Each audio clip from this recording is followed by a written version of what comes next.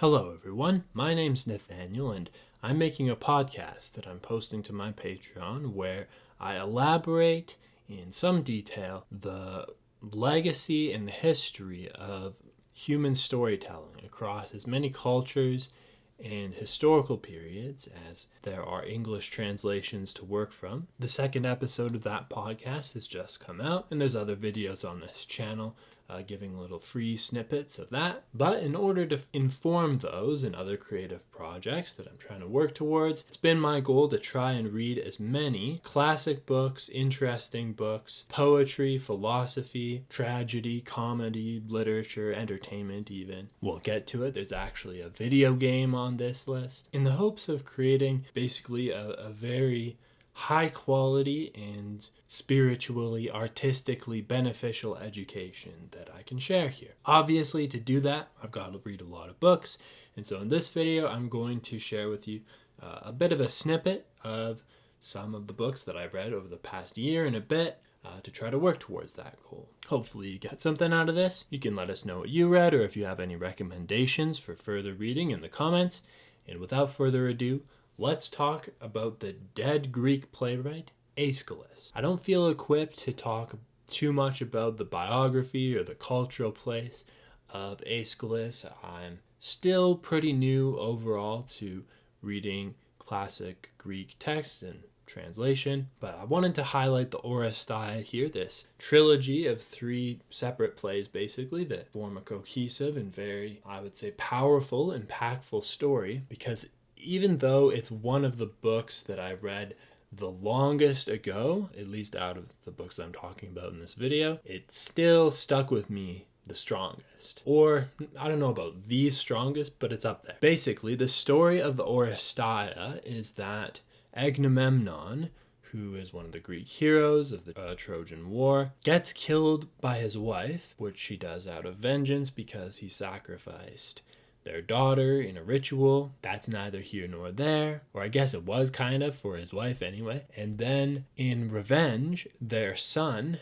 Orestes, kills his own mother, kind of by the encouragement of Electra. I believe that's what happens in the Libation Bearers, if I recall. And then in the Eumenides, the Fates want to kill Orestes in recompense for what he did. But to end the cycle of violence, the blood feud that's going on within Agamemnon's family, the goddess Athena attempts to step in and bring a more civil and judicial means of justice to try to resolve the conflict. Basically, it's a poetic and dramatization of the transition from tribal to urban morality, in my assessment. I think it's a tremendously monumental moment in human society that's being artistically represented in this text. And for those of us who are, not whatever archaic Greeks, not in classical Athens, who might have been where this play would have first been performed, or these 3 plays, it's very striking how this story just feels like a fever dream. It feels like a dream that's like, it does kind of feel like a bad dream, but not like in a super scary way.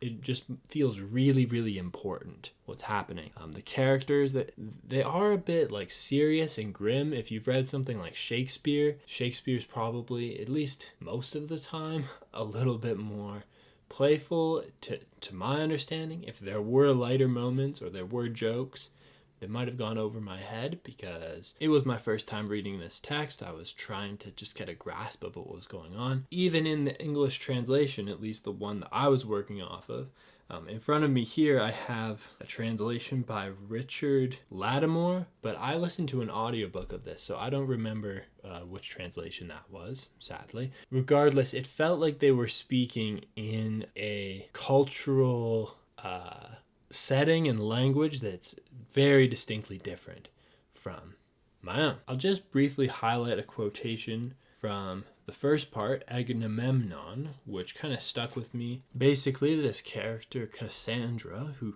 doesn't really have a presence for very long, I believe she's like an oracle for Apollo, and she knows about the tragedy that's about to happen. She can sense the future. She also knows that it will lead to her death as well, and she kind of sits there, kind of awaiting her fate, lamenting it and complaining no one's really going to listen to her prophecies, and she knows that no one's going to listen to her prophecies. I believe this is actually a very famous and historically important scene. Here's a little snippet from it. Cassandra says, among other things, "No longer shall my prophecies, like some young girl new married, glance from under veils, but bright and strong as winds blow into morning, and the sun's uprise shall wax along the swell like some great wave, to burst at last upon the shining of this agony. Now I will tell you plainly, and from no cryptic speech. Bear me then witness, running at my heels upon the scent of those old brutal things done long ago. There is a choir that sings as one, and shall not again leave this house ever. The song thereof breaks harsh with menace, and drugged to double fury of the wine of men's bloodshed. There lurks forever here a drunken rout of ingrown vengeful spirits, never to be cast forth. Hanging above the hall they chant their song of hate, and the old sin, the taking up the strain in turn, spit curses on that man who spoiled his brother's bed. Did I go wide or hit like a real archer? Am I some swindling seer who hawks his lies from door to door?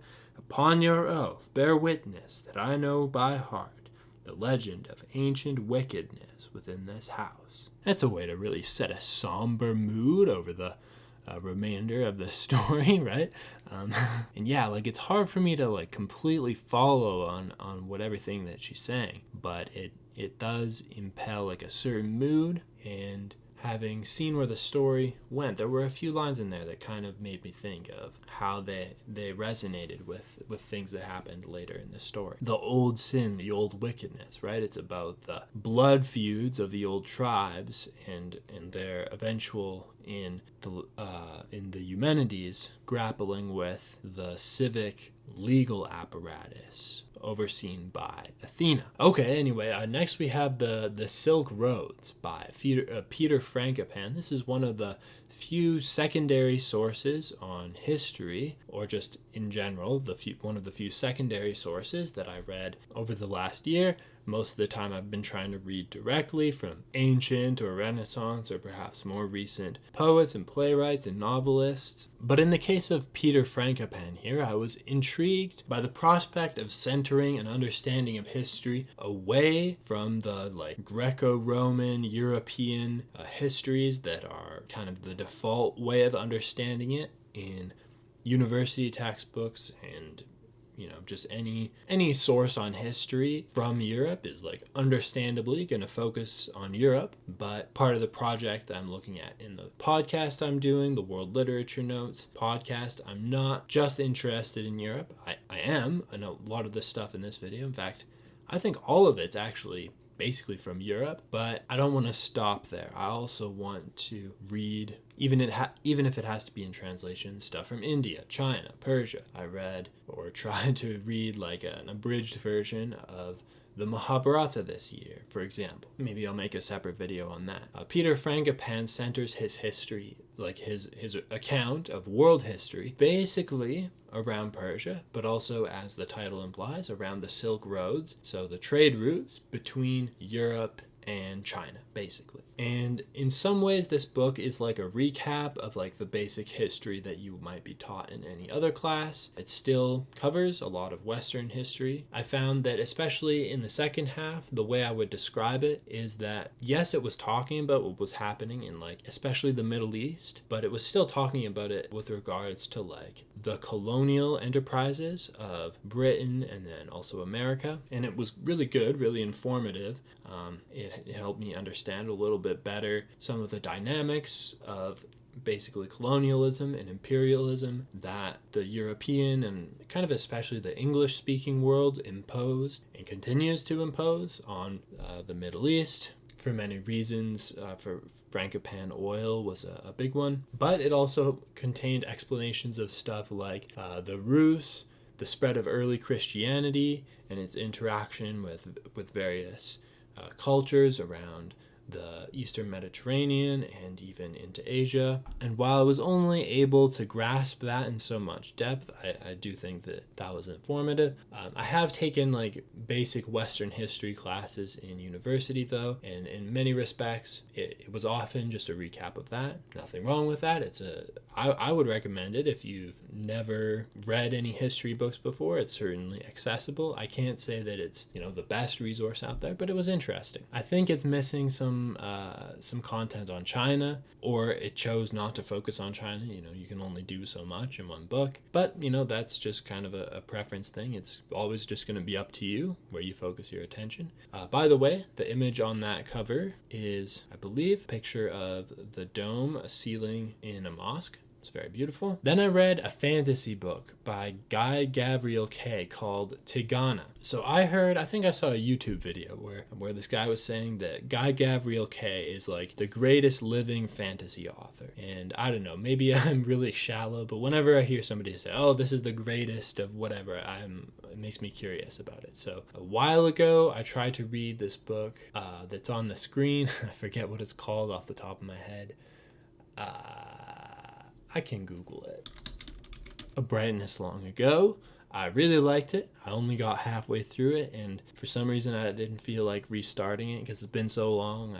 I kind of forget what was happening. So I started fresh with what I thought was like one of his most acclaimed books, Tigana, and I liked it. I think it had its moments. I especially liked it at the beginning, but I don't know if some people will find this a little bit pretentious, but if this is the greatest living fantasy author, then I don't know if that genre really has very much to offer at this point. It's not that I didn't like this book. I did. I thought the ending made me think. It was surprising and intriguing and interesting. Like I said, it definitely had its moments. I can see where people hold it in a high opinion, but with this idea that it was maybe grappling with like more philosophical ideas than a typical fantasy book, I guess that's true, but to me it seemed like one of the main themes in this book was about the concept of being remembered, the way that history is told, and whether, in the case of Tigana, this kingdom called Tigana is going to be remembered or forgotten, and it talks about art and how an artist can leave something that like lasts millennia. And while that might be more interesting than what some other fantasy books are talking about, I still think that's a pretty like basic idea. I don't know. I don't want to say too many negative things about it though, because I still enjoyed it. I think it was a good break from the whatever classical scholarly reading I was doing. This is something a little bit more laid back, a little bit more entertaining. I also read the Vita Nuova by Dante. I would recommend this if you're at all interested in Dante or the Divine Comedy. Whether you have read the Divine Comedy or you intend to, I think that this is a great, it's short and it just gives you a little bit more context about what Dante was thinking, especially about Beatrice or Beatrice. And I actually think, even though it's kind of, the way it's written is kind of choppy, it basically consists in him sharing with you some sonnets that he wrote. Most of them love sonnets for Beatrice. And then he'll like meticulously explain the sonnet to you, which can get kind of tedious. And at a certain point, it's like, okay, I get it. It's not very fun to read. The third line is an explication of the way that flowers remind me of graciousness. And it's like, okay, that kind of ruined the poem. It's like when you explain a joke. But especially the way that this ends, it reminded me of like an end credit scene in a Marvel movie. Back, if you've ever seen a Marvel movie, like as a kid or something, where you enjoyed it, the feeling of anticipation and hype when you've got like, it's like hinting at the next chapter of the story. The way this ends is with Dante basically saying, okay, I'm going to go study for a decade and I'm going to write the greatest book of all time. I will write about Beatrice, what has been written about no other woman. And knowing that what he then did is write the Divine Comedy, that is a really cool moment to read about. God of War Ragnarok, if you guys are familiar with my main channel, Nate Dan Siro Essays, I did, I don't know, 5 videos on God of War Ragnarok. Kind of, it was for a bit, it was for a joke, but I wouldn't have made that joke if I didn't actually think that it was worth talking about. The reason I'm putting this here is that, yeah, I played through this game like 1 or 2 times, in the same time frame when I read these books. And even though it's like popular entertainment, even though it's, I think, a little bit incoherent in the way that it presents all of the ideas that it's playing with in the narrative, at the same time, there are a lot of ideas being explored, a lot of deep, emotional, philosophical ideas being touched on by this game. I made a couple video essays on, 3 or 4 of those ideas, maybe, give or take. And I don't think I even scratched the surface. I think there's another video essayist or 2 out there on YouTube making essays about, grief in God of War Ragnarok and just different other themes. And I feel like this is good stuff. Like, if you think that transformative or classical books and learning and reading is important, even though it has, some shallower moments and some, I don't know, the gameplay is fun, but sometimes, I don't know, do I really want to run around to a new angle to throw an axe to complete a puzzle? I don't know if that's really worth my time in a certain sense. Certainly the game is too shiny. We definitely covered that. But considering the, basically really beautiful story that you get out of it, I feel like it could have been more. It could have been, woven into something more comprehensive or unified. It would have been more gratifying if all of those disparate ideas that it touches on could have had more of a conclusive point to them. But at the same time, when you're dealing with mythology, a lot of what mythological storytelling is like these little episodic moments that have their own little lesson for the moment, and then it moves on to the next moment in the story with a new set of lessons, kind of thing. And so if you look at it that way, maybe it's not even that much of a problem that God of War Ragnarok is talking about forgiveness, grief, masculinity, war, bringing in mythological characters and events and everything. And yeah, I think it's certainly a work of art. There's room to debate its merits one way or another, but if we're going to include Peter Frankopan and Gavriel Kay on this list of classic books that I read, I feel like this belongs right alongside them, at least, if not somebody like Epicurus. I think that this is I don't know, maybe I didn't give it enough of a chance, but this is not the greatest philosophy book that I've ever read. I may not very much disagree with Epicurus. I think that at least a popular way of his ideas being presented, do philosophy with your friends in a garden. Okay. I mean, I don't know if I have a big enough garden that's close to enough of my friends who are into philosophy where we could really set that up. But hey, if I had the opportunity, sure, I'd live in a peaceful green place around people I cared about. Nothing wrong with that. However, when you actually read Epicurus, as far as philosophers go, I mean, he's got, curiosity. He's probably worth reading. He's been cited and written out by scribes enough for him to come down to us. But as for whether we need this in our lives, whether we should pick out of all the classic books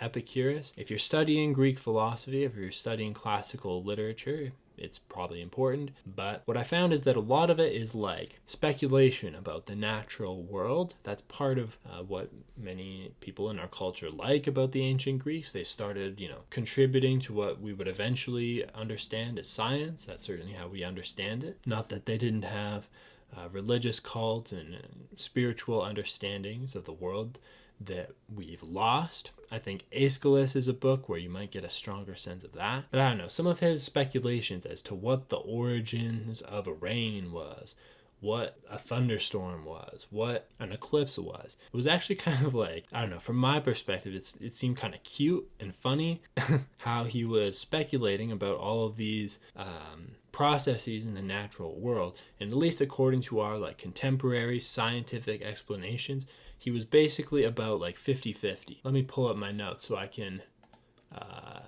give you the specific examples here. So according to my notes here, he is kind of accurate in describing the sun and moon, kind of, at first. Then as he continues describing the sun and moon, he talks about how day and night is the sun continuously kindling and then quenching. I'm not sure what he meant by that. Apparently, his descriptions of the phases of the moon is like kind of on point. I remarked that he does approach this with humility. He does continuously say, hey, I don't know this for sure, but it might be like this, right? And so fair enough. His description of the seasons is, I said it was like good, but he didn't quite get what the seasons were.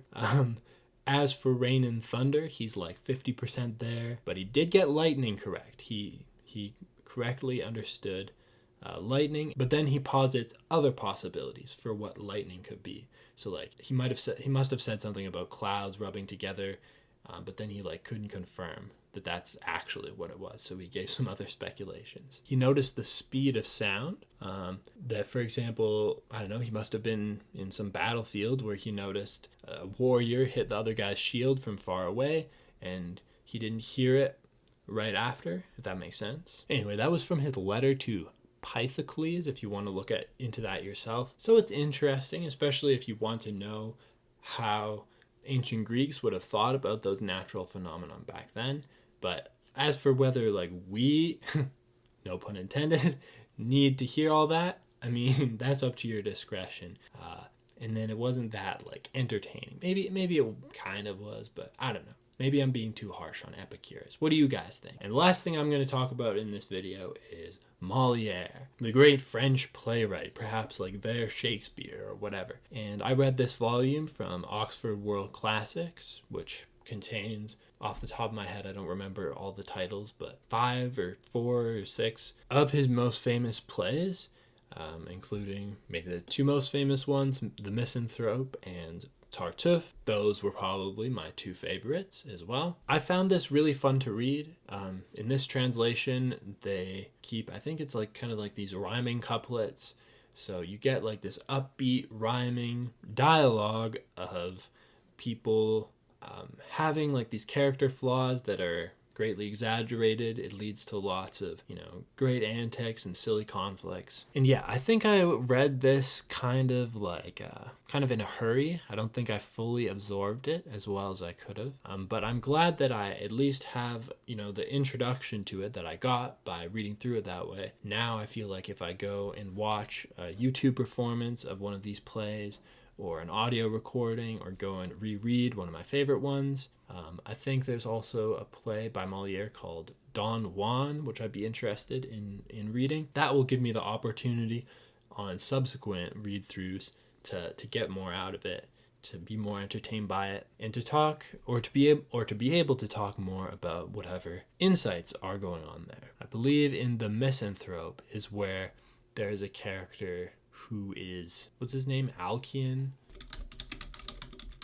It's not Alcian, it's Alceste. That guy seemed like a really interesting, like literary character to maybe want to think about more. Anyway, I think we're going to wrap it up there. If you've stuck around this long and you want to work towards lifelong learning, having a creative and substantial education in these difficult times, then you might be interested in my Patreon podcast about world literature. Any of the videos on my YouTube channel with a little symbol in the top left corner that says World Literature Notes is kind of a free sample of that. So if you want to check that out and subscribe, or if you have the means, check it out on Patreon as well. It's $5 a month. I believe there's a free trial. Regardless, thank you very much for hearing me out and watching to the end. I hope to see you again for more discussions. And in the meantime, have a good one.